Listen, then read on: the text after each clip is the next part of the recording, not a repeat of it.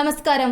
വാർത്താ സ്ക്രീനുകളിൽ രാഷ്ട്രീയവും കുറ്റകൃത്യങ്ങളും മാത്രം നിറഞ്ഞു നിൽക്കുന്ന വാർത്ത ഒരു ആഘോഷവും വിൽപ്പന ചരക്കുമായി മാറുന്ന കാലത്ത് ഒരു പിടി നല്ല വാർത്തകൾ നിങ്ങളിലെത്തിക്കുകയാണ് മലബാർ ലൈവ്. നാടിന്റെ സംസ്കാരത്തിലും പാരമ്പര്യ മൂല്യങ്ങളിലും മനുഷ്യ നന്മയിലും വാർത്ത കണ്ടെത്തുന്ന മലബാർ ലൈവിന്റെ ആദ്യ ബുള്ളറ്റിനിലേക്ക് സ്വാഗതം. ആദ്യം പ്രധാന വാർത്തകൾ. ഐക്യത്തിന്റെയും മതസൗഹാർദ്ദത്തിന്റെയും സന്ദേശവുമായി 3 ആരാധനാലയങ്ങൾ. തൃക്കളൂർ ക്ഷേത്രവും ചൂരോട് മസ്ജിദും സെന്റ് തോമസ് ഫെറോന ചർച്ചും അരീക്കോടിന്റെ ചരിത്രത്തിൽ ഇടം നേടുന്നു. രോഗങ്ങളെ കമ്പോളവൽക്കരിക്കുന്ന മെഡിക്കൽ ലോബികൾക്ക് കാരുണ്യത്തിന്റെയും മനുഷ്യത്വത്തിന്റെയും സന്ദേശവുമായി IPM. Kozhikode institute of palliative medicine രോഗികൾക്ക് ആശ്വാസ കേന്ദ്രമാവുന്നു. കാലം വരുത്തിവെച്ച ശാരീരിക വൈകല്യങ്ങളെ മനക്കരുത്തോടെ നേരിട്ട് ഒരു യുവാവ്. അരീക്കോട് ITI സ്വദേശി ഉനൈസ് കിടപ്പിലായവർക്ക് നൽകുന്നത് പ്രത്യാശയുടെ സന്ദേശം.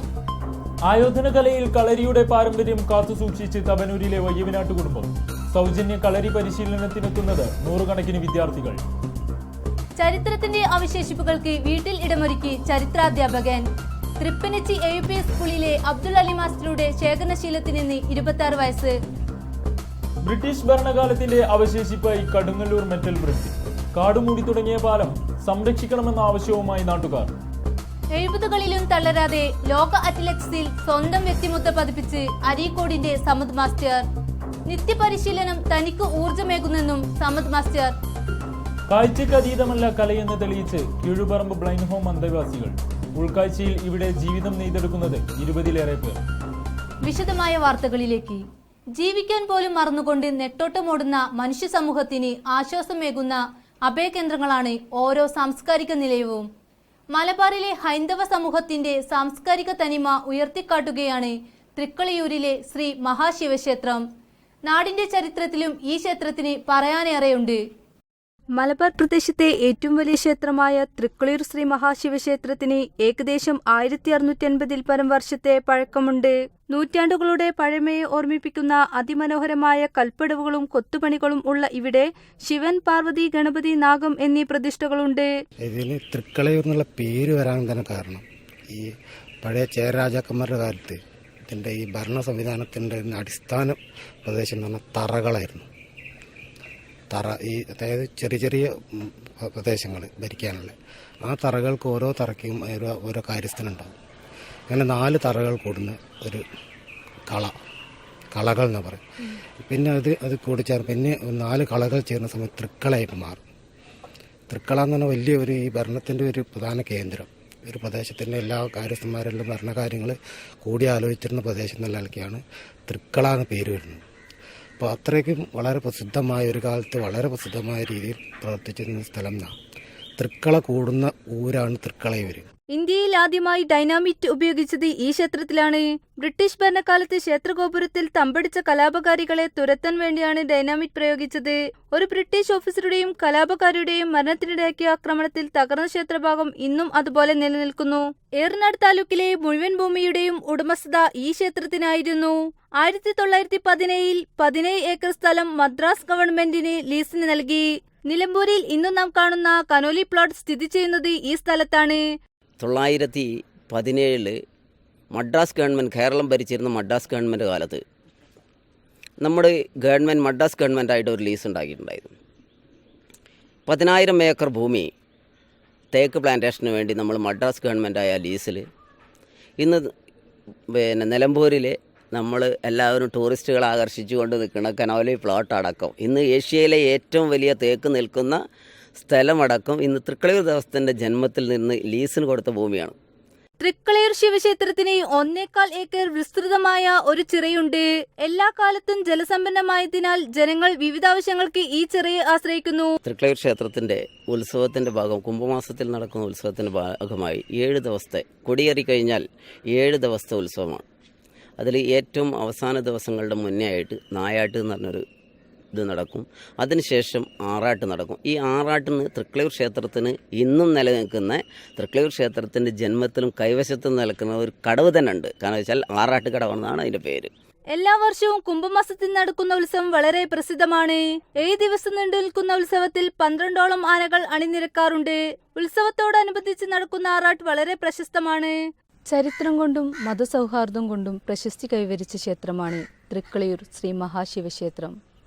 ഒട്ടനവധി മലയാള സിനിമാ ചിത്രീകരണത്തിന് കൂടി വേദിയായ ഈ ക്ഷേത്രം മലബാറിലെ ഏറ്റവും വലിയ ഹിന്ദു വിശ്വാസ കേന്ദ്രം കൂടിയാണ്. ആഗ്രഹ സാക്ഷാത്കാരത്തിനും ദൈവപ്രീതിക്കും വേണ്ടി നിത്യവും വിശ്വാസികൾ ഇവിടെ സന്ദർശിക്കുന്നു. തൃക്കളയൂർ ശ്രീ മഹാശിവക്ഷേത്രത്തിന് മുമ്പിൽ നിന്നും ക്യാമറമാൻ മുബാർക്ക് സാനിയോടൊപ്പം വിജിത. 1.5 പതിറ്റാണ്ടിലേറെ പഴക്കമുള്ള കീഴുപറമ്പിലെ ചൂരോട്ട് ജുമാ മസ്ജിദ് ചരിത്രത്തിന്റെ ഭാഗമാകുന്നു. മലബാറിന്റെ മത, സാമൂഹിക, സാംസ്കാരിക ചരിത്രത്തിൽ പ്രധാന പങ്കുവഹിക്കുന്ന ഈ പള്ളിയെക്കുറിച്ച് പല ഐതിഹ്യങ്ങളും നിലനിൽക്കുന്നുണ്ട്. ഇത് കീഴുപറമ്പിലെ ചൂരോട്ടുപള്ളി മലബാറിലെ മത, സാമൂഹിക, സാംസ്കാരിക ചരിത്രത്തിൽ ചൂരോട്ടുപള്ളിക്കുള്ള പങ്ക് വളരെ വലുതാണ്. കൊല്ലവർഷം 1024 മേടം 2 സ്ഥാപിതമായ ഈ പള്ളി ഇന്നും പ്രൗഢിയോടെ നിലകൊള്ളുന്നു.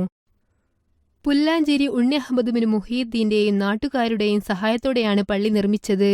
മുസ്ലിങ്ങൾക്ക് ആരാധനയ്ക്ക് വേണ്ടി ഇവിടെ അടുത്തൊന്നും കൊടിയത്തൂർ പള്ളിയാണ് ഇവിടെ ഉണ്ടായിരുന്നു. ഈ ഭാഗത്തൊന്നും പള്ളിയില്ലാത്തതിൻ്റെ ഫലമായി പുല്ലാഞ്ചേരി ഉണ്ണി മുഹമ്മദ് ഇബ്നു മുഹീദ്ദീൻ എന്ന ആൾ ഏകദേശം 150 വർഷങ്ങൾക്ക് മുമ്പ് അയാൾ പള്ളി കഴിപ്പിച്ചു.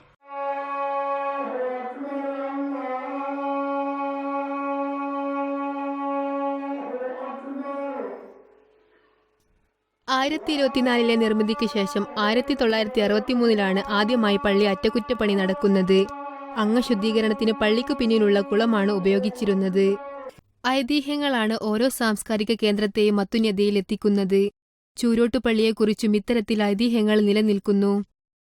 തൃക്കളയൂർ ദേശത്തെ തമ്പുരാനായ ചേലേരി തമ്പുരാനും ചൂരോട്ടുപള്ളി സ്ഥാപകനായ പുല്ലാഞ്ചേരി ഉണ്ണി അഹമ്മദ് ബിൻ മുഹീദ്ദീനും സുഹൃത്തുക്കളാണ്. പള്ളി നിർമ്മിക്കാനുള്ള സ്ഥലം നൽകിയത് ചേലേരി തമ്പുരാനാണ്.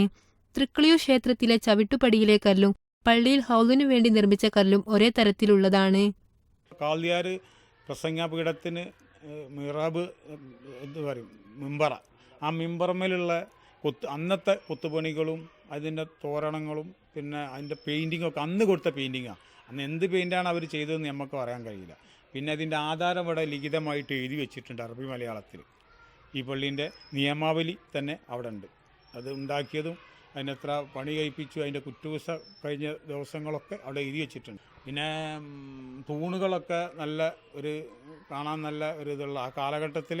ഇന്നിപ്പോൾ അതൊക്കെ ഒരു ഇതല്ലെങ്കിലും അന്നത്തെ കാലഘട്ടത്തിലൊരു കുത്തുപണികളൊക്കെ കുറേ പണിക്കാരെ ടച്ച് ചെയ്തിട്ടുള്ള സംഭവങ്ങളൊക്കെ തന്നെയാണത്. പിന്നെ അതിൻ്റെ പാലുത്തരങ്ങളൊക്കെ ആ കാണുന്ന കട്ടിയൊന്നുമില്ല, ഉള്ളു പൊത്ത മരം ചാർത്തി വെച്ചതാണ്. ആ കാലഘട്ടത്തിലുള്ള ഒരു വിദ്യയാണത്. ഇസ്ലാമിക നവോത്ഥാന പ്രവർത്തനങ്ങൾക്ക് മുമ്പിൽ നിന്ന കീഴുപറമ്പിലെ ചൂരോട്ട് മഹല്ല് പള്ളി ഇന്നും ചങ്കുറപ്പോടെ തല ഉയർത്തി നിൽക്കുന്നു. സമീപ പ്രദേശങ്ങളിൽ നിർമ്മിച്ച ആധുനിക പള്ളികൾക്കൊപ്പം കാലപ്പഴക്കത്തിന്റെ നിറമങ്ങലേൽക്കാതെ ഇന്നും പ്രൗഢിയോടെ നിലകൊള്ളുന്നു. ഐതിഹ്യങ്ങളാണ് ചരിത്രത്തെ സമ്പന്നമാക്കുന്നത്. വിശ്വാസത്തിന്റെ അടിത്തറയായ ഐതിഹ്യങ്ങളാണ് ഓരോ സാംസ്കാരിക കേന്ദ്രത്തെയും അത്യുന്നതങ്ങളിൽ എത്തിക്കുന്നത്. ചരിത്രത്തിന്റെ താളുകളിൽ ഇടം നേടിയ കീഴുപറമ്പ് ചൂരോട്ടുപള്ളിക്ക് മുന്നിൽ നിന്നും ക്യാമറ പേഴ്സൺ റിൻഷിദക്കൊപ്പം ജുവേരിയ. കുടിയേറ്റ സമൂഹത്തിൽ ക്രൈസ്തവരുടെ ഉന്നമനത്തിനായി പണിത സെന്റ് തോമസ് ഫെറോന ചർച്ച് 55 ആണ്ടുകൾ പിന്നിടുന്നു. ഒരു ചായക്കടയിൽ ആരംഭിച്ച് നാടിന്റെ സാംസ്കാരിക നിലയത്തിൽ എത്തി നിൽക്കുകയാണ് ഈ പള്ളിയുടെ പുരോഗതി. ഐതിഹാസിക മലബാർ കുടിയേറ്റത്തിനിന്ന് 80 ആണ്ടുകൾ. സ്വാതന്ത്ര്യസമരകാലത്ത് തിരുവിതാംകൂറിലെ ജീവിത ദുരന്തങ്ങളിൽ നിന്നും 2ാം ലോകമഹായുദ്ധഫലമായുള്ള ഭക്ഷണ ദൗർലഭ്യതയിൽ നിന്നും മോചനമാഗ്രഹിച്ച് മണ്ണിനോടും വിധിയോടും പോരാടി മനോധൈര്യത്തോടെ ഈ മണ്ണിൽ നടത്തിയ പോരാട്ടത്തിന്റെ ഫലമാണ് ഇന്നത്തെ തോട്ടുമുക്കം പ്രദേശം. ഏറെ വിഷമതകൾക്കിടയിലും ഈശ്വരവിശ്വാസം കൈവിടാതെ കർത്താവിൽ അഭയം പ്രാപിച്ച ഒരു സമൂഹത്തിന്റെ വലിയൊരാഗ്രഹമായിരുന്നു saint Thomas Forane church. Thottumukkam കുടിയേറ്റത്തിന് പതിറ്റാണ്ടുകളുടെ പഴക്കമുണ്ട്. തോട്ടുമുക്കത്ത് അന്ന് തൃക്കളയൂർ ദേവസ്വത്തിൻ്റെ ഭൂമിയാണ്. അത് കൊയ്പ്പത്തൊടി എന്ന് പറയുന്നൊരു ജന്മിക്ക് അവർ പാട്ടത്തിന് കൊടുത്തിരുന്നു. കൊയ്പ്പത്തൊടിയിലെത്തുന്നത് ഇത്തരത്തിലുള്ള കുടിയേറ്റ കർഷകർ വാക്കാൽ പാട്ടത്തിന് കൃഷിഭൂമി വാങ്ങി പതുക്കെ കൃഷി ആരംഭിച്ച് അങ്ങനെയാണ് കുടിയേറ്റത്തിന് തുടക്കം കുറിക്കുന്നത്. കുടിയേറ്റത്തിന്റെ തുടക്കത്തിൽ ആധ്യാത്മിക കാര്യങ്ങൾ നിർവഹിക്കാൻ കൂടരഞ്ഞി പള്ളി വരെ പോകണമായിരുന്നു.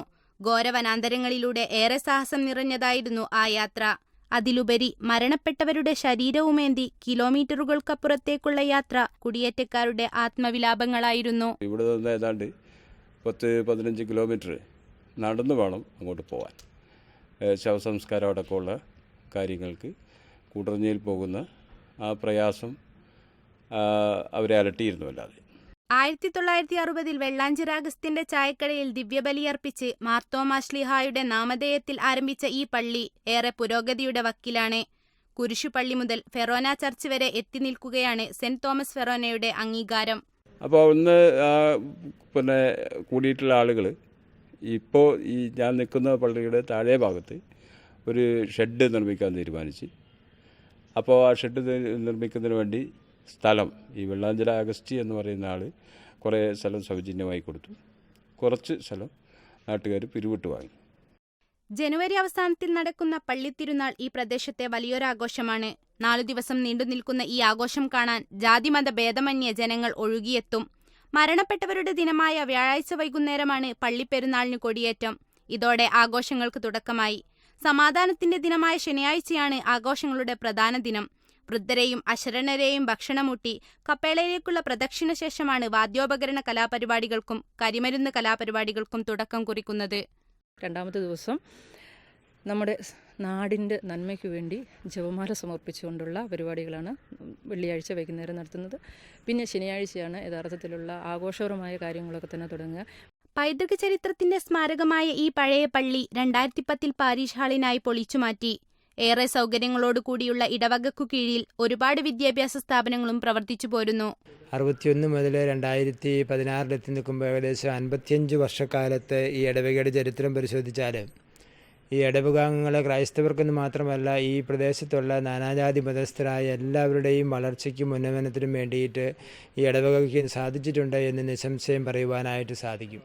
നിബിഡ വനമേഖലയെ വാസയോഗ്യമാക്കി മാറ്റി അടിസ്ഥാന സൗകര്യങ്ങൾക്ക് പുറമെ ഏറെ വികസനങ്ങളും കൊണ്ടുവന്ന് തോട്ടുമുക്കം പ്രദേശത്തെ ജനനിബിഡമാക്കിയതിൽ സെന്റ് തോമസ് ഫെറോനയുടെ പങ്ക് വലുതാണ്. തോട്ടുമുക്കം സെന്റ് തോമസ് ഫെറോന പള്ളിക്ക് മുന്നിൽ നിന്നും ക്യാമറ പേഴ്സൺ സെൽവ സെലീനക്കൊപ്പം ജംഷീന. ഐക്യത്തിന്റെയും സാഹോദര്യത്തിന്റെയും സന്ദേശമുയർത്തുന്നത് ആരാധനാലയങ്ങൾ മാത്രമല്ല, രോഗത്തിനു മുന്നിൽ വിവേചനങ്ങളില്ലാതെ കാരുണ്യത്തിന്റെയും മനുഷ്യത്വത്തിന്റെയും പര്യായമായി മാറുകയാണ് Kozhikode institute of palliative medicine. കിടപ്പിലായ രോഗികളുടെയും മാറാരോഗികളുടെയും ആശാകേന്ദ്രമാണ് ഇന്ന് IPM.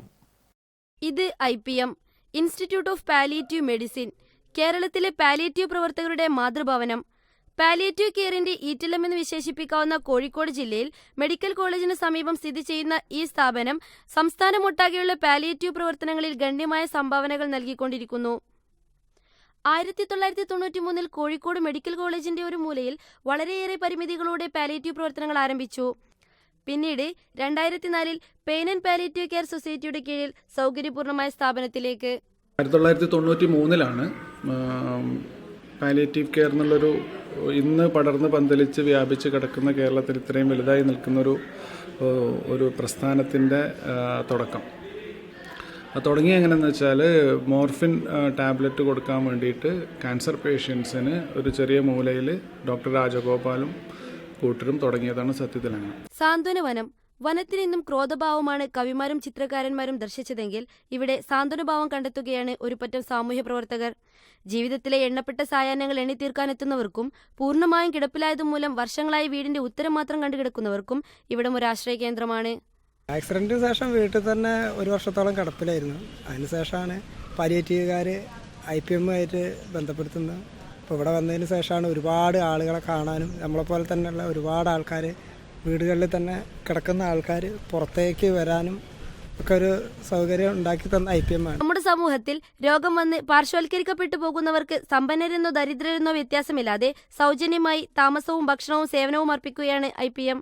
രോഗികളിൽ നിന്ന് യാതൊരു പ്രതിഫലവും ആഗ്രഹിക്കാത്ത ഈ സ്ഥാപനത്തിന് സന്നദ്ധ പ്രവർത്തകരോ മറ്റ് സന്മനസ്സുള്ളവരോ നൽകുന്ന സഹായമാണ് മുന്നോട്ടുള്ള ഇന്ധനം. നമ്മുടെ പാലിയേറ്റീവ് കെയറിൽ മെയിനായിട്ട് OPയും IPയും ഹോം കെയർ, ഇങ്ങനെ 3 ഇതാണുള്ളത്. നമ്മൾ ഹോം കെയർ OPയിൽ കാണുന്ന രോഗികൾ ആദ്യം നമ്മൾ അവിടെ OPയിൽ കണ്ടിട്ട് ഡോക്ടർമാർ അഡ്മിറ്റ് ആക്കണമെന്ന് തോന്നുകയാണല്ലോ. ഇപ്പോൾ എന്തെങ്കിലും ബുദ്ധിമുട്ടുണ്ടെങ്കിൽ ചിലപ്പോൾ ചില സമയങ്ങളിൽ ഇഞ്ചക്ഷൻ കൊടുക്കാനുണ്ടാവും, ചിലപ്പം എന്തെങ്കിലും വൂണ്ട് ഡ്രസ്സിങ്ങോ, ചില പേഷ്യൻ്റ് ചില ബുദ്ധിമുട്ട് കൂടുതലുള്ള പേഷ്യൻ്റ് അങ്ങനെയുള്ള രോഗികൾ വീടുകളിൽ പരിചരിക്കാൻ ബുദ്ധിമുട്ടുണ്ടാകും. അപ്പോൾ അങ്ങനെയുള്ള സമയത്ത് നമ്മളിവിടെ അഡ്മിറ്റ് ആക്കും. കേവലം ശാരീരിക ബുദ്ധിമുട്ടുകൾ മാത്രമല്ല ഈ രോഗികൾ നേരിടുന്നത്, മറിച്ച് മാനസികവും സാമൂഹികവും സാമ്പത്തികവും ആത്മീയവുമായ ഒട്ടനവധി പ്രശ്നങ്ങളെ അഭിമുഖീകരിച്ചുകൊണ്ടിരിക്കുന്നു. കിടപ്പിലായ രോഗികളുടെയും മാറാരോഗികളുടെയും പരിചരണം ഒരു പൊതുജന ബാധ്യതയാണെന്ന് ബോധ്യപ്പെടുത്തുന്നതിൽ IPM വഹിച്ച പങ്ക് ചെറുതൊന്നുമല്ല. രോഗം ശാപമല്ല, ചികിത്സ അവകാശമാണ്. അത് സമൂഹത്തിന്റെ ഉത്തരവാദിത്തമാണ് എന്ന സന്ദേശമാണ് കേരളത്തിലെ പെയിൻ ആൻഡ് പാലിയേറ്റീവ് പ്രവർത്തകർക്കൊപ്പം ഇവർക്കും ആഹ്വാനം ചെയ്യാനുള്ളത്. ക്യാമറ പേഴ്സൺ സൈഫുനിസയോടൊപ്പം നസീഹ. കിടപ്പിലായതുമൂലം വീടിനുള്ളിൽ ഒതുങ്ങുകയോ പാലിയേറ്റീവ് കെയറുകളിൽ അഭയം പ്രാപിക്കുകയോ ചെയ്യുന്നവർക്ക് വ്യത്യസ്തമായ മാതൃകയാണ് ഉനൈസ് എന്ന യുവാവ്. യൗവനത്തിനു മുമ്പേ ശരീരത്തെ തളർത്തിയ വിധിയെ മനക്കരുത്ത് കൊണ്ട് നേരിടുകയാണ് ഈ അരീക്കോട് ITI സ്വദേശി. ഇത് ഉനൈസ്. മനക്കരുത്തുകൊണ്ട് വിധിയെ തോൽപ്പിച്ച് സഹജീവികൾക്ക് സ്വയം മാതൃകയാവുകയാണ് അരീക്കോട് ITIയിലെ ഈ യുവാവ്. മദ്രസ അധ്യാപകനായ തന്റെ പിതാവിന് ലഭിക്കുന്ന തുച്ഛമായ വരുമാനം കൊണ്ട് കുടുംബം പുലർത്താൻ ബുദ്ധിമുട്ടായ സമയത്ത് തന്റെ കുടുംബത്തിന് ഒരു കൈസഹായമാകാൻ വേണ്ടി പഠന സമയത്ത് കിട്ടുന്ന ഒഴിവു സമയത്ത് ജോലിക്ക് പോകാറുണ്ടായിരുന്നു. 6 വർഷം മുമ്പാണ് ഉനൈസിന് സ്വപ്നങ്ങളുടെ മേൽ കരിനീൽ വീഴ്ത്തി ഒരു അപകടം നടക്കുന്നത്. ജോലി സ്ഥലത്ത് വെച്ച് മരം ദേഹത്ത് വീണ് അരക്ക് താഴെ തളർന്നു. ഈ അപകടം കുടുംബത്തെയും നാട്ടുകാരെയും വല്ലാതെ തളർത്തി.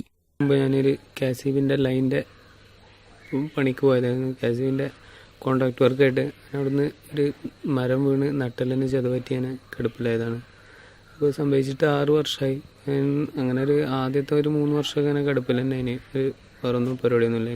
എന്നാൽ ഉനൈസിന്റെ മനസ്സ് ശരീരത്തിന്റെ തളർച്ചയെ മറികടന്ന് ജീവിച്ചു കാണിക്കുവാൻ തീരുമാനിച്ചു. യുവാക്കളെ കൂടെ ചർച്ച ചെയ്ത് ഞങ്ങൾ തീരുമാനമെടുത്ത് ഗവൺമെന്റിന്റെ രീതിയിൽ എന്തെങ്കിലും അവനൊരു സഹായം നൽകാനുണ്ടോ എന്നുള്ളതൊരു പരിശോധിച്ചപ്പോൾ അവന് പുറത്തിറങ്ങാൻ കഴിയാതെ അവശനായ നിലയിൽ വീട്ടിലായിരുന്നു. അവന് അരന്റെ കീപ്പെട്ട് തീരെ ഒരു സ്വാധീനമില്ലാത്ത ഒരാളാണ് മുഹമ്മദ് ഉനൈസ്. അപ്പോൾ അവന് മുച്ചക്രവാഹനം കിട്ടിയാൽ തിരക്കേടില്ല എന്ന് അവൻ പറഞ്ഞു. ആ കാരണത്താൽ ഞങ്ങൾ മുച്ചക്ര വാഹനത്തിനുമാണ് സമീപിച്ചപ്പോൾ പഞ്ചായത്തിന്റെ രീതിയിൽ അതിനൊരു ഫണ്ടും കാര്യങ്ങളും ഉണ്ടായിരുന്നില്ല. 1.5 വർഷം മുമ്പ് മണ്ഡലം MLA PK ബഷീറിൽ നിന്നും മുച്ചക്ര വാഹനം കിട്ടിയതോടെ ഉനൈസിന്റെ ജീവിതയാത്രക്ക് വേഗം കൂടി. അരീക്കോട് ഇന്ന് ഉനൈസിനെ അറിയാത്തവരായി ആരുമില്ല. കാരണം മൊബൈൽ TV റീചാർജുകൾ മുടങ്ങാതെ ഏതു സമയത്തും ഉപഭോക്താക്കൾക്ക് കൃത്യമായി എത്തിച്ചു കൊടുക്കാൻ നാട്ടുകാരുടെ ഏകാശ്രയം ഉനൈസാണ്. വീട്ടുകാർക്കും നാട്ടുകാർക്കും ഉനൈസ് ഇപ്പോൾ അഭിമാനവും പ്രിയപ്പെട്ടവനുമാണ്. അന്യസംസ്ഥാന തൊഴിലാളികളുടെ ഇഷ്ടത്തോഴനും കൂടിയാണ് ഈ മിടുക്കൻ. പാതി വഴിയിൽ ജീവിതം നിലക്കുന്ന അനേകായിരങ്ങൾ ജീവിക്കുന്ന നമ്മുടെ നാട്ടിൽ വിധിയോട് മല്ലിട്ട് കുടുംബത്തിന് തണലായി നാട്ടുകാർക്ക് സഹായിയായി മാതൃകയാവുകയാണ് ഈ യുവാവ്. യൗവനകാലത്ത് കണ്ടു തീർക്കേണ്ട സ്വപ്നങ്ങൾക്കുമേൽ കരിനീരിൽ വീത്തിയ വിധിയെ പഴിച്ച് ജീവിതം തള്ളി നീക്കുന്നവർക്ക് ഇത്തരം 1000 ഉനൈസുമാർ ഉദയം കൊള്ളട്ടെ. ക്യാമറമാൻ നാസറിനോടൊപ്പം അർഷദ് അമീൻ. അന്യം നിന്നു പോകുന്ന ആയോധനകലയെ ചേർത്ത് പിടിച്ച് വയ്യവിനാട് തറവാട്. വാർത്ത കാണാം ഇടവേളയ്ക്കു ശേഷം.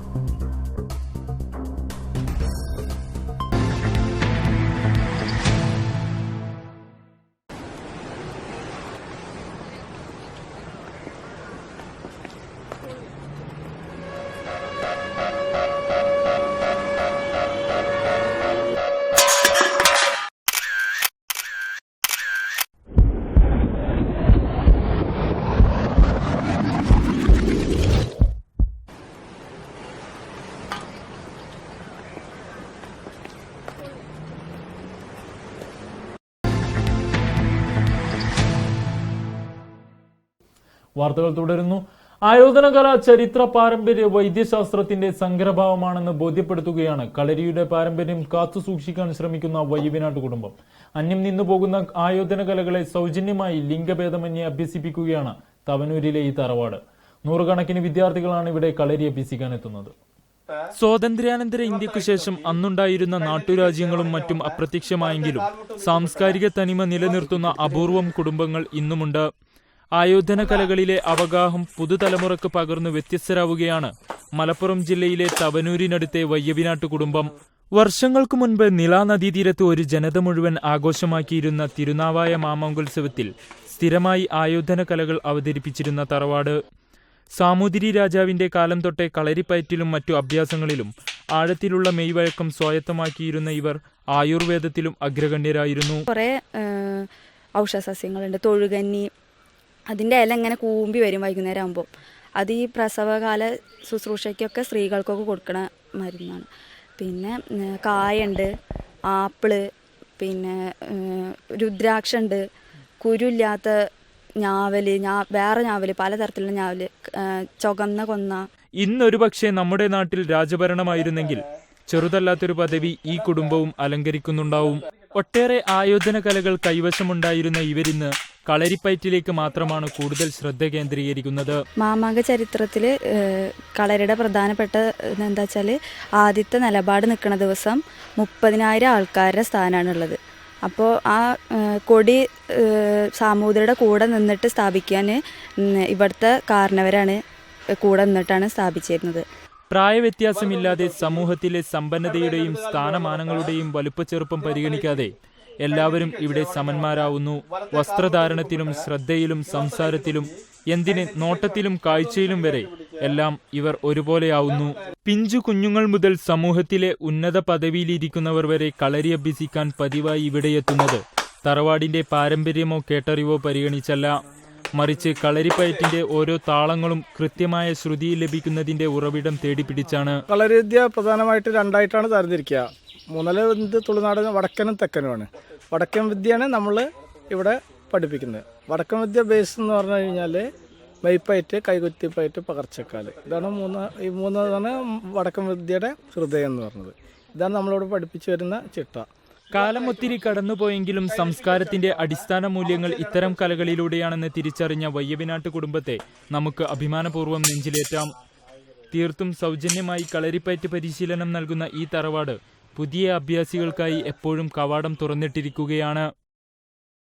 ആഡംബരങ്ങൾക്കും ആഘോഷങ്ങൾക്കും പിന്നാലെയോടുന്ന പുതുതലമുറയ്ക്ക് മുന്നിൽ ആയോധന കലയുടെ പാരമ്പര്യ മൂല്യങ്ങൾ കാത്തുസൂക്ഷിക്കുകയാണ് വയ്യവനാട്ട് കുടുംബം. പെൺകുട്ടികളടക്കം ദിവസേന 100ഓളം പേർ ഇവിടെ കളരി അഭ്യസിക്കുന്നു. തവനൂർ വയ്യവനാട്ട് തറവാട്ടിൽ നിന്നും ക്യാമറാമാൻ ബിഷർ അബൂബക്കറിനൊപ്പം ഫാസിൽ KP. പാരമ്പര്യ കലയെ മിനുക്കിയെടുക്കാനും പുനർജന്മമേകാനും ഒരു കുടുംബം വ്യഗ്രത കാണിക്കുമ്പോൾ കാലം ചരിത്രത്തിന് പകർന്നു നൽകിയ ഏതാനും കാഴ്ചകളെ തന്റെ ഇരുട്ടുമുറിക്കുള്ളിൽ കാത്തുസൂക്ഷിക്കുകയാണ് ഒരധ്യാപകൻ. തൃപ്പരച്ചി AUP സ്കൂളിലെ ചരിത്രാധ്യാപകനായ അബ്ദുൾ അലി മാസ്റ്ററുടെ ശേഖരണാഭിനിവേശത്തിന് 26 വർഷങ്ങളുടെ പഴക്കമുണ്ട്. മലപ്പുറം ജില്ലയിൽ മഞ്ചേരിക്കടുത്ത് തൃപ്പരഞ്ചി എന്ന ഗ്രാമത്തിലെ സാധാരണക്കാരിൽ ഒരാളാണ് അബ്ദുൽ അലി എന്ന ഈ സ്കൂൾ അധ്യാപകൻ. 4ാം ക്ലാസ്സിൽ പഠിക്കുമ്പോൾ തുടങ്ങിയ ശേഖരണ അഭിനിവേശത്തിന് ഇന്ന് 26 വയസ്സ്. ഇപ്പോൾ ഈ വീട് നിറയെ പുരാവസ്തുക്കളാണ്. ഇതിൽ നാണയശേഖരമാണ് പ്രധാന ആകർഷണം. പിന്നെ സ്റ്റാമ്പുകൾ, വെറ്റിലച്ചെല്ലം, ഫോണുകൾ, പഴയ കത്തികൾ, ഗ്രാമഫോൺ തുടങ്ങി പഴയകാല വ്യത്യസ്തങ്ങളായ നൂലപ്പം മച്ചുകൾ വരെ ഇവരുടെ ശേഖരണത്തിൽ ഉൾപ്പെടുന്നു. ഏകദേശം 4ാം ക്ലാസ്സിൽ പഠിക്കുന്ന സമയത്ത്, അതായത് 29 വർഷം മുന്നേ ഇത് തുടങ്ങാനുണ്ടായ സാഹചര്യം, അന്നൊക്കെ LP ക്ലാസ്സുകളിൽ പഠിക്കുന്ന സമയത്ത് കുട്ടികൾ സ്കൂളിന് പുറത്ത് ഐസും കച്ചവടം ഉണ്ടാകുമായിരുന്നു. ഈ ഐസ് വാങ്ങാൻ വേണ്ടി പല കുട്ടികളും പൈസയായിട്ട് വരും. അതേസമയം എനിക്കും ഇങ്ങനെ ഐസ് കഴിക്കണമെന്നുള്ള ആഗ്രഹം ഉണ്ടാവുകയും എൻ്റെ ഉപ്പായോട് ഞാൻ ഈ ആവശ്യം പറയുകയും അതിൻ്റെ അടിസ്ഥാനത്തിൽ എൻ്റെ ഉപ്പ എനിക്ക് നൽകിയ 1 രൂപയുടെ ഒരു നാണയമാണ് എന്നെ ഈ ശേഖരത്തിലേക്ക് തിരിച്ചത്. തൃപ്പനച്ചി AUP സ്കൂളിലെ ചരിത്രാധ്യാപകനായ ഇദ്ദേഹം നാണയശേഖരണവുമായി ബന്ധപ്പെട്ട ന്യൂമിസ്മാറ്റിക് സൊസൈറ്റി, ഫിലാറ്റലി അതായത് സ്റ്റാമ്പ് ശേഖരണവുമായി ബന്ധപ്പെട്ട ക്ലബ്, പുരാവസ്തുക്കളുമായി ബന്ധപ്പെട്ട ആന്റി ക്ലബ് ഇവയൊന്നിച്ചുള്ള സംഘടനയുടെ ജില്ലാ ട്രഷറർ കൂടിയാണ്. അതുകൊണ്ട് തന്നെ സ്കൂളിലെ കുട്ടികളും സഹപ്രവർത്തകരും നാട്ടുകാരുമെല്ലാം ഈ അധ്യാപകനെ പൂർണ്ണ പിന്തുണയോടെ സഹായിക്കുന്നു.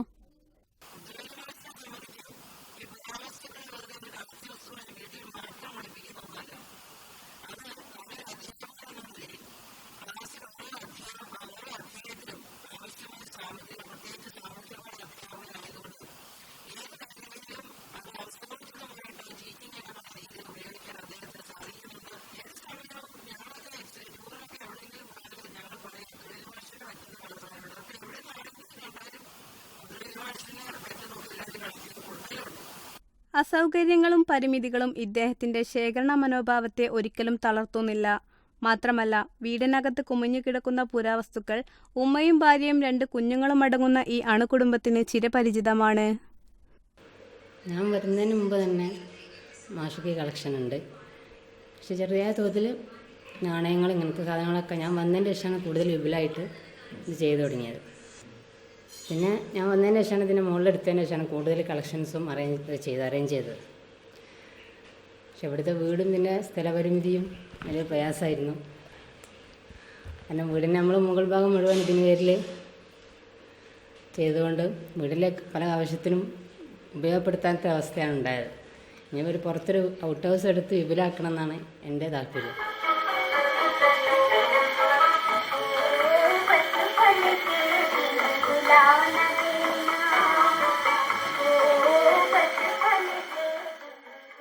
ഇവിടെയുള്ള പുരാവസ്തുക്കളിൽ ജീവന്റെ തുടിപ്പുകൾ അവശേഷിക്കുന്നു. മാത്രമല്ല മാജിക്കിന്റെ ചില ചെപ്പടി വിദ്യകൾ കൂടി ഇദ്ദേഹത്തിന്റെ വൈഭവങ്ങളിൽ പെടുന്നു. ഇതിലൊന്നും തന്നെ അബ്ദുല്ലലി എന്ന സ്കൂൾ അധ്യാപകന്റെ വിശേഷണങ്ങൾ അവസാനിക്കുന്നില്ല. കാൽപന്ത് കളിയുടെ റഫറിയായും ടോർണമെന്റ് ക്ലബിലെ അംഗമായും ഇദ്ദേഹം ഈ ഗ്രാമത്തിൽ ജീവിക്കുന്നു. സാധാരണക്കാരിൽ ഒരാളായി. ക്യാമറ പേഴ്സൺ റിസ്വാനയോടൊപ്പം സൈഫുനിസ. ചരിത്രത്തിലെ ഏടുകൾ ഈ ചരിത്രാധ്യാപകന്റെ വീടിനകത്ത് ഇടം നേടുമ്പോൾ ബ്രിട്ടീഷ് ഭരണകാലം നാടിനു നൽകിയ ഒരു ചരിത്ര സ്മാരകമുണ്ട് അരീക്കോടിന്. അരീക്കോട് കടുങ്ങല്ലൂർ മെറ്റൽ പാലം സ്വാതന്ത്ര്യ സമരകാലത്തെ അവശേഷിപ്പാണ്. കാടുമൂടി തുടങ്ങിയ ഈ പാലം ഒരു ചരിത്ര സ്മാരകമായി സംരക്ഷിക്കണമെന്നതാണ് കടുങ്ങല്ലൂർ നിവാസികളുടെ ആവശ്യം. മലബാർ കലാപം ഉൾപ്പെടെ ഒട്ടേറെ ചരിത്ര സംഭവങ്ങൾക്ക് സാക്ഷിയായ കടുങ്ങല്ലൂർ മെറ്റൽ ബ്രിഡ്ജ് ചരിത്ര സ്മാരകമാവണമെന്ന ആവശ്യം ശക്തമാകുന്നു. മലബാർ കലാപം അടിച്ചമർത്തുന്നതിനായി അരീക്കോട് MSP ക്യാമ്പിലേക്ക് ആയുധങ്ങൾ കൊണ്ടുപോകാനായി ബ്രിട്ടീഷുകാർ കടുങ്ങല്ലൂർ തോടിന് കുറുകെ നിർമ്മിച്ചതാണ് കടുങ്ങല്ലൂർ മെറ്റൽ ബ്രിഡ്ജ്. ഈ കടുങ്ങല്ലൂർ പാലത്തിനെ സംബന്ധിച്ച് പറയുകയാണെങ്കിൽ മുമ്പ് ബ്രിട്ടീഷുകാരുടെ കാലത്ത് ഇവിടെ ഒരു കടവായിരുന്നു. ആ കടവിലൊരു തോണിയാണ്. ആ തോണിയിലാണ് സാധനങ്ങൾ അങ്ങോട്ടും ഇങ്ങോട്ടൊക്കെ കയറ്റിയായിട്ട് ജനങ്ങൾ യാത്ര ചെയ്ത് പോയിന്. ഇന്ന് ബ്രിട്ടീഷുകാർ വന്നതിന് ശേഷം ഇതൊരു പാലമാക്കി ഇവിടെ പൂർത്തീകരിച്ച് വളരെ സൗകര്യത്തിൽ ഇത് മുന്നോട്ട് കൊണ്ടുപോയി. അതുകൊണ്ട് ഇപ്പോൾ യാത്രക്കൊക്കെ നല്ല സൗകര്യമാണ്, യാതൊരു കുഴപ്പമില്ല. ഇനിയും ഈ പാലം നല്ല നിലക്ക് പെയിൻ്റൊക്കെ അടിച്ചിട്ട് നല്ല ക്ലീൻ ചെയ്തിട്ട് ഇവിടെ നിലനിർത്തണം എന്നുള്ളൊരു ആവശ്യമുള്ളൂ ഞങ്ങൾക്കുള്ളത്. 1939 PWD പാലം പൊതുഗതാഗതത്തിന് തുറന്നുകൊടുത്തു. പാലം അപകടാവസ്ഥയിലായതോടെ കേരള സർക്കാർ 2013 ഡിസംബർ 21 മെറ്റൽ ബ്രിഡ്ജിന് സമാന്തരമായി പുതിയ പാലം നിർമ്മിച്ചിരുന്നു. അതോടെ മെറ്റൽ ബ്രിഡ്ജിലൂടെയുള്ള ഗതാഗതം പൂർണ്ണമായും നിലച്ചു. ആ കാലത്ത് നമ്മൾ അവിടെ ഇങ്ങനെ കളിക്കാനും പിടിക്കാനും ഒക്കെ പോകും. പണിയെടുക്കാൻ മാത്രമേ നമ്മളായിട്ടില്ല, ചെറിയതായിക്കൊണ്ടിരിക്കണ. അന്ന് ബാപ്പാക്ക് അവിടെ കച്ചവടമാണല്ലോ പാലത്തിൻ്റെ സൈഡിൽ. അന്ന് പാലത്തിൻ്റെ സൈഡിൽ കൂടെ ലോറി പോയതും വരലും അതിലെ പുറയ്ക്ക് കൊണ്ടാണ്. ഈ പാലത്തിൻ്റെ സൈഡിൽ കൂടെ പടിഞ്ഞാറ് സൈഡിൽ കൂടെ ഉണ്ടല്ലോ വണ്ടി ഇങ്ങനെ പോയിട്ട് ഇങ്ങനെയാണ് അരീക്കോട്ടേക്ക് പോകല്. മനസ്സിലെ അന്ന് വലിയ വലിയ വെള്ളമൊക്കെ ഉണ്ടാകുന്ന കാലഘട്ടത്തിലാണ്. അന്ന് പാലത്തിൻ്റെ പണി നടന്നുകൊണ്ടിരിക്കുക. അപ്പം നമ്മൾ കാണാൻ പോകും. പണിയെടുക്കാൻ മാത്രമൊന്നും നമ്മളായിട്ടില്ല. ഇങ്ങനെയൊക്കെയാണുള്ളത്. അങ്ങനെ പാലത്തിൻ്റെ പണി പിന്നെ അവസാനിച്ചത് 39 അവസാനിച്ചത്. പാലത്തിന്റെ തൂണുകൾ തുരുമ്പെടുക്കുകയും പാലത്തിനു സമീപം കാടുമൂടി കിടക്കുന്നതുമാണ് ഇപ്പോഴുള്ള കാഴ്ച. പാലത്തിലൂടെയുള്ള വാഹന ഗതാഗതം പൂർണ്ണമായും നിർത്തലാക്കി. ഇരുഭാഗത്തും ഗേറ്റുകൾ നിർമ്മിക്കുവാനുള്ള പദ്ധതി ഇതുവരെ പൂർണ്ണമായിട്ടില്ല. പാലത്തിന്റെ ചരിത്ര പ്രഖ്യാപനം പൂർണ്ണമായും നിലനിർത്തി കടുങ്ങല്ലൂർ മെറ്റൽ ബ്രിഡ്ജ് ഒരു ചരിത്ര സ്മാരകമാവണമെന്നതാണ് ഇപ്പോഴത്തെ ആവശ്യം. ബ്രിട്ടീഷ് ഭരണകാലങ്ങളിൽ നിർമ്മിതമായ കടുങ്ങല്ലൂർ പാലം ഇന്ന് ചരിത്രത്തിന്റെ താളുകളിൽ ഇടം പിടിച്ചിരിക്കുന്നു. 1939 ഗതാഗത സൗകര്യങ്ങൾക്കും അരീക്കോട് MSP ക്യാമ്പിലേക്ക് ആയുധങ്ങൾ എത്തിക്കാൻ വേണ്ടിയുമായിരുന്നു ഈ പാലത്തിന്റെ നിർമ്മിതി. ചരിത്രമാകേണ്ട ഈ പാലം ഇന്ന് അധികൃതരുടെ അനാസ്ഥ മൂലം കാടുമൂടി കിടക്കുന്നു.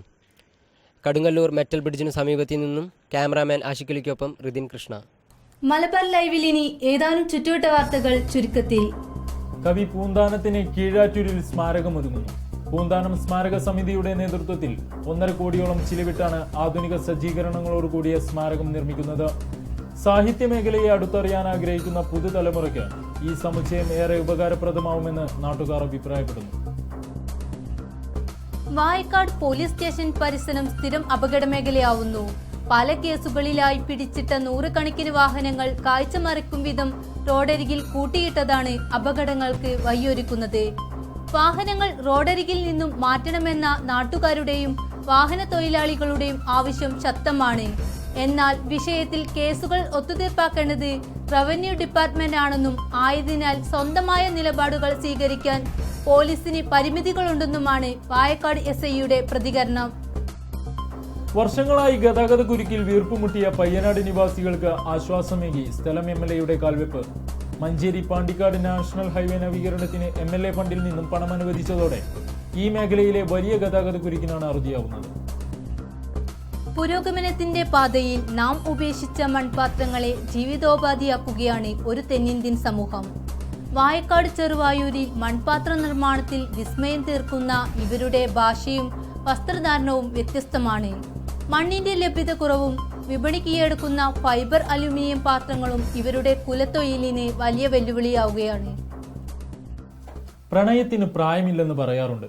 എന്നാൽ ഇവിടെ കായിക പരിശീലനത്തിനും പ്രായമൊരു തടസ്സമല്ലെന്ന് തെളിയിക്കുകയാണ് സമദ് മാസ്റ്റർ. നിത്യപരിശീലനം ശീലമാക്കി ദേശീയ വെറ്ററൻ സ്പോർട്സിൽ 4ാം തവണയും 1ാം സ്ഥാനം നേടി അരീക്കോടിന്റെ അഭിമാനമാവുകയാണ് ഈ 75-കാരൻ. ഇത് അമ്പായത്തിങ്കൽ സമദ്. കാൽപന്ത് കളിയുടെ നാട്ടിൽ നിന്നും വേൾഡ് അത്ലറ്റിക്സിൽ ഇന്ത്യൻ കായിക ഭൂപടത്തിൽ സ്വന്തം വ്യക്തിമുദ്ര പതിപ്പിച്ചിരിക്കുകയാണ് 74-കാരനായ അരീക്കോട്ടുകാരുടെ സ്വന്തം സമദ് മാസ്റ്റർ. അരീക്കോട് പഞ്ചായത്ത് സ്റ്റേഡിയത്തിൽ നിന്നും ആരംഭിച്ച ഇദ്ദേഹത്തിന്റെ ഓട്ടം ഇന്ന് ഫ്രാൻസിലെ വെറ്ററൻ സ്പോർട്സ് മീറ്റിലെ ട്രാക്കിലെത്തിയിരിക്കുന്നു.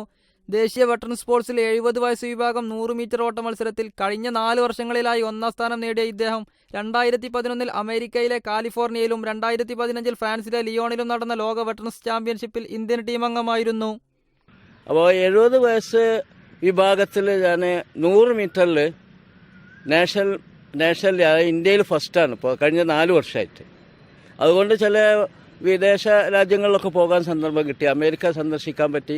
അതുപോലെ തന്നെ 4 മാസം മുമ്പ് ഫ്രാൻസിൽ ലിയോണിൽ പോയിരുന്നു, ജപ്പാനിൽ പോയിട്ടുണ്ട്. ഒരു 5-6 വിദേശ രാജ്യങ്ങൾ സന്ദർശിക്കാൻ പറ്റിയിട്ടുണ്ട്. ഏതൊരു വിജയത്തിന് പിന്നിലും ആത്മാർത്ഥമായ കഠിനാധ്വാനം അനിവാര്യമാണ്. പഞ്ചായത്ത് സ്റ്റേഡിയത്തിൽ നിത്യവും രാവിലെ 1 മണിക്കൂർ പരിശീലനം ഇദ്ദേഹത്തിന്റെ പതിവ് രീതിയാണ്. നിത്യപരിശീലനവും കഠിനമായ പ്രയത്നവുമാണ് തന്റെ വിജയത്തിന് പിന്നിലുള്ള രഹസ്യമെന്ന് സമദ് മാസ്റ്റർ നമ്മെ ഓർമ്മിപ്പിക്കുന്നു. ഇപ്പോൾ എന്നെ സംബന്ധിച്ചിടത്തോളം പറയുകയാണെങ്കിൽ ഇപ്പോൾ ഞാൻ മരുന്നുകളൊന്നും കഴിക്കേണ്ടി വന്നിട്ടില്ല. എനിക്ക് 74 വയസ്സായിട്ട്. അപ്പോൾ അതിൻ്റെ കാരണം ഇതുതന്നെയാണ്, പ്രാക്ടീസ്. ശരീരം, നമ്മുടെ മനുഷ്യൻ്റെ ശരീരം എന്ന് പറഞ്ഞാൽ അത് ഒരു ദൈവം സൃഷ്ടിച്ചിട്ടുള്ള ഒരു യന്ത്രമാണ്, അത്ഭുതകരമായിട്ടുള്ള യന്ത്രം. കൈ കൊണ്ട് നല്ലവണ്ണം നമ്മൾ വർക്ക് ചെയ്യുക, കൈക്ക് ബലം കൂടുക ചെയ്യുക. കാലുകൊണ്ട് ഇപ്പോൾ നമ്മൾ നല്ല ഓടുകയാണെങ്കിൽ കാലിന് ബലം കൂടും. മനുഷ്യൻ ഉണ്ടാക്കിയിട്ടുള്ള യന്ത്രമാണ് വെച്ചാൽ അതൊക്കെ കേടുവരല്ലേ ചെയ്യുക. ഓരോ ഭാഗം നമ്മൾ വർക്ക് ചെയ്യുകയാണെങ്കിൽ ആ ഭാഗം കേടുവരും. ഇത് ഭാഗം ഉഷാറായിട്ട് വരിക. അപ്പോൾ നമ്മൾ നല്ലവണ്ണം അധ്വാനിക്കുക, നല്ലവണ്ണം ശരീരം ഇളകിയിട്ട് കഠിനാധ്വാനം ചെയ്യുക, എന്നാൽ നല്ല ആരോഗ്യം കിട്ടും. പുസ്തകങ്ങളിൽ മാത്രം ഒതുങ്ങേണ്ടതല്ല വിദ്യാഭ്യാസം. വിദ്യാർത്ഥികളുടെ ശാരീരികവും മാനസികവുമായ വികാസത്തിൽ വിദ്യാഭ്യാസത്തിന് വലിയ പ്രാധാന്യമുണ്ടെന്നും അദ്ദേഹം അഭിപ്രായപ്പെടുന്നു.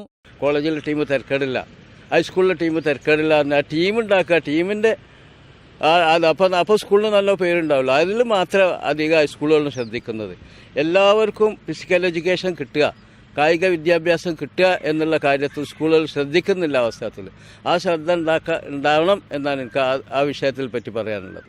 50 വയസ്സ് പിന്നിടുമ്പോൾ തന്നെ ജോലികളിൽ നിന്നും വിരമിച്ച് വീടിനുള്ളിൽ വിശ്രമ ജീവിതം നയിക്കാൻ ഇഷ്ടപ്പെടുന്നവർക്ക് മാതൃകയാവുന്ന ഒരു വ്യക്തിത്വം തന്നെയാണ് സമദ് മാസ്റ്റർ. കഠിനാധ്വാനം ചെയ്താൽ മരണം വരെ ഉന്മേഷവാനായി ജീവിക്കാമെന്ന വിശ്വാസമാണ് 74-ാം വയസ്സിലും തളരാത്ത സമദ് മാസ്റ്ററുടെ വിജയത്തിന് പിന്നിലുള്ള രഹസ്യം. ക്യാമറമാൻ നുസുൽ റഹ്മാനോടൊപ്പം ജവാദ്. മലബാർ ലൈവിൽ ഞങ്ങളൊരുക്കിയ കാഴ്ചകൾ നന്മയുടെയും സംസ്കാരത്തിന്റെയുമായിരുന്നു. നാം ഓരോ ദൃശ്യവും കണ്ടാസ്വദിക്കുമ്പോൾ അകക്കണ്ണിന്റെ ഉൾക്കാഴ്ചയിൽ ജീവിതം ആസ്വദിക്കുന്ന ഒരു പറ്റം സഹോദരങ്ങളുണ്ട് നമുക്കിടയിൽ. കീഴ്പറമ്പ് ബ്ലൈൻഡ് ഹോമിലെ 20ഓളം അന്തേവാസികൾ ഇരുട്ടിന്റെ അതിർവരമ്പുകൾക്കപ്പുറം ജീവിതം നെയ്തെടുക്കുകയാണ്. അന്ധത വിധി എഴുതിയ ഇവരുടെ ജീവിതത്തിൽ അനായാസമായിട്ടൊന്നുമില്ലെന്ന് തെളിയിക്കുകയാണ് ഇവർ. കേരള ഫെഡറേഷൻ ഓഫ് ദി ബ്ലൈൻഡിന്റെ മലപ്പുറം ജില്ലാ യൂണിറ്റിന്റെ കീഴിൽ പ്രവർത്തിച്ചു വരുന്ന ഈ സ്ഥാപനം ഇന്ന് സ്ത്രീകളടങ്ങുന്ന 20ഓളം അന്തേവാസികളുമായി നിലകൊള്ളുന്നു. കാഴ്ചയില്ലാത്ത വൃദ്ധരായ ആളുകളെ സംരക്ഷിക്കുന്നതിന് വേണ്ടി ഒരു കേന്ദ്രം പണിയണം. അതിന് നമുക്ക് സ്ഥലം കിട്ടണം. നമ്മുടെ പഴമ്പറമ്പിൽ കുറേ സ്ഥലം ഒഴിഞ്ഞു കിടക്കുന്നുണ്ട്. നമുക്ക് ആ സ്ഥലം ലഭ്യമാകാൻ ആചാര്യടുത്തൊന്ന് പോവാം എന്ന് പറഞ്ഞ അച്ഛനെയും കൂട്ടി ഈ ചോല ഉണ്ണിമോയിൻകുട്ടി ഹാജി എന്ന ആളുടെ അടുക്കൽ ചെന്ന് ഈ വിഷയം അവതരിപ്പിച്ചപ്പോൾ അദ്ദേഹം 1 ഏക്കർ സ്ഥലം സൗജന്യമായി അദ്ദേഹത്തിൻ്റെ പിതാവ് ചോല അഹമ്മദ് കുട്ടി ഹാജിയുടെ മെമ്മറിക്ക് വേണ്ടി.